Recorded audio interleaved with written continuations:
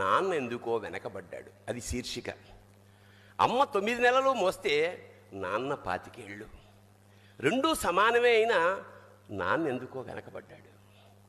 ఇంట్లో జీతం తీసుకోకుండా అమ్మ, తన జీతం అంతా ఇంటికే ఖర్చు పెడుతూ నాన్న, ఇద్దరి శ్రమ సమానమే అయినా అమ్మ కంటే నాన్న ఎందుకో వెనకబడ్డాడు.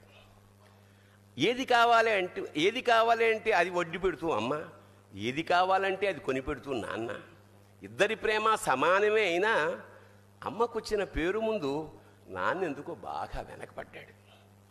ఫోన్లోనూ అమ్మ పేరే, దెబ్బ తగిలినప్పుడు అమ్మ అని పిలవడే, అవసరం వచ్చినప్పుడు తప్ప మిగతా అప్పుడు గుర్తురానందుకు నాన్న ఎప్పుడైనా బాధపడ్డా? ఏమో. ఇద్దరూ సమానమే అయినా పిల్లల ప్రేమను పొందడంలో తరతరాలుగా నాన్న ఎందుకో వెనకబడ్డాడు. అమ్మకి మాకు బీరువా నిండా రంగురంగుల చీరలు బట్టలు, నాన్న బట్టలకు దండెం కూడా నిండదు. తనని తాను పట్టించుకోవడం రాని నాన్న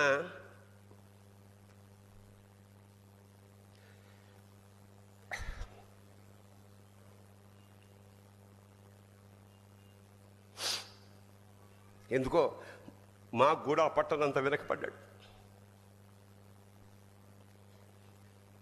అమ్మకి అన్నో కొన్నో బంగారు నగలు, నాన్నకి బంగారు అంచున్న పట్టు పంచి ఒకటే. కుటుంబం కోసం ఎంత చేసినా తగిన గుర్తింపు తెచ్చుకోవడంలో నాన్న ఎందుకో పాపం బాగా వెనకబడ్డాడు. పిల్లల ఫీజులు ఖర్చులు ఉన్నాయి. ఎప్పుడప్పుడు ఈసారి పండక్కి చీర కొనొద్దంది అమ్మ. ఇష్టమైన కూర అని చెప్పి పిల్లలు మొత్తం తినేస్తే ఆ పూటకి పచ్చడి మెతుకులతోనే ఇష్టంగా తినే నాన్న, ఇద్దరి ప్రేమ ఒకటే అయినా మా అమ్మ కంటే నాన్న చాలా వెనకబడ్డాడు. వయసు మళ్ళాక అమ్మ అయితే ఇంట్లోకి పనికొస్తుంది. నాన్న ఎందుకు పనికిరాడని మేము తీర్మానం చేసుకున్నప్పుడు కూడా వెనకబడింది నాన్నే. నాన్న ఇలా వెనకబడిపోవడానికి కారణం ఆయన మా అందరికీ వెన్నెముక కావడమే. వెన్నెముక వెనక ఉండబట్టే కదా దన్నుగా నిలబడగలుగుతున్నాం. ఇదేనేమో నాన్న వెనకబడిపోవడానికి కారణం. శివోహం.